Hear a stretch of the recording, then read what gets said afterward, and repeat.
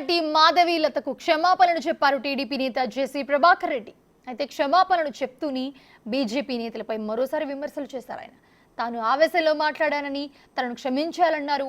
అయితే తనపై విమర్శలు చేసిన బీజేపీ నేతలపై మాత్రం తీవ్ర విమర్శలు చేశారు. ఆయన తిరిగి ఆవేశంతో చేసిన చిన్న తప్పును పట్టుకుని నానా యాగి చేశారన్నారు. పదవి పోతే ఈ నేతలను అసలు ఎవరూ పట్టించుకోరన్నారు. గన్మెన్లను పెట్టుకుని ఇష్టం వచ్చినట్లు మాట్లాడుతున్నారంటూ కూడా ఫైర్ అయ్యారు జేసీ.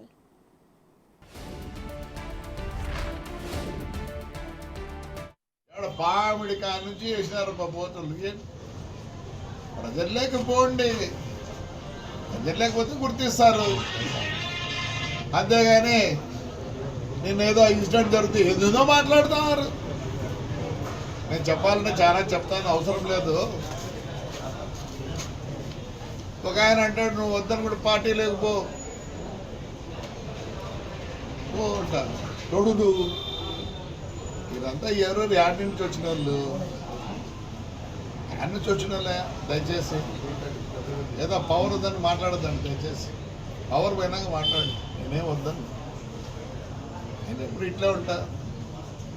నా పరిస్థితి వేరే. నేను ఏది తప్పు చేయను, తప్పు చేసినాను కాబట్టి నేను తప్పు చేసినానని చెప్పి వీళ్ళందరూ అంటానన్నాను. నేను తప్పు చేయలేదు. అదే ఒక మాట అన్నా అమ్మాయిని, మంచిది కాదు, ఎందుకంటే ఆవేశము ఇవ్వాల్సింది కాదు. So I apologise that girl whoever it is she. ఒకరు బతుకు తెరువు ఉంటుంది పాపం, మంచిది కాదు. స్లిప్ ఆఫ్ మై టంగ్ అనుకోండి. కానీ ఈ రాజకీయ నాయకులు అందరూ మాట్లాడతారు చూడే, ఎట్లంటే మాట్లాడతాడు. మంచిది కాదు. మీకు ఎప్పుడు పూలు పండ్లు ఒక ఆయన మాట్లాడతాడు. ఆయన కథ చాలా ఉంది. సత్యసాయి వాటర్ వర్క్, దాని మీద నేను స్ట్రైక్ చేస్తా. అంతకుముందు జేసీ వ్యాఖ్యలపై బీజేపీ నేతలు తీవ్ర స్థాయిలో రియాక్ట్ అయ్యారు. వాళ్ళు ఏమన్నారో ఒకసారి చూద్దాం.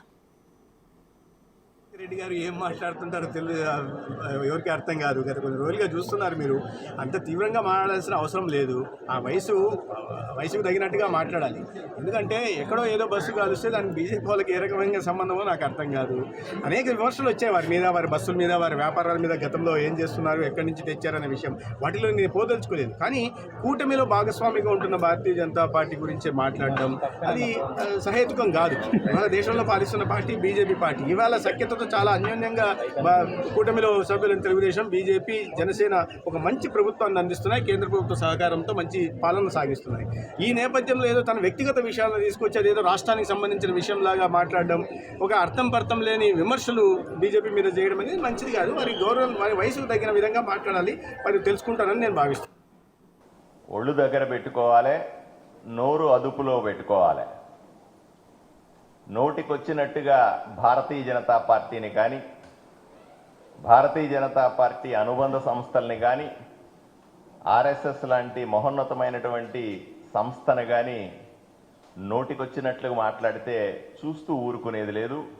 తగిన విధంగా బుద్ధి చెబుతామనే విషయం ఆయనకు అర్థం కావాలి.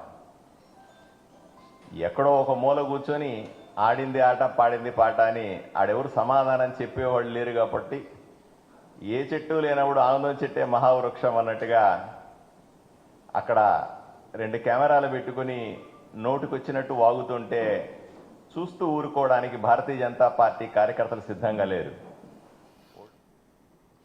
సో ఈ వ్యాఖ్యలపైనే జేసీ రియాక్ట్ అయినట్టుగా కనిపిస్తోంది. మాధవీలత ఇష్యూలో సారీ చెప్తూనే బీజేపీ నేతలను టార్గెట్ చేశారు జేసీ.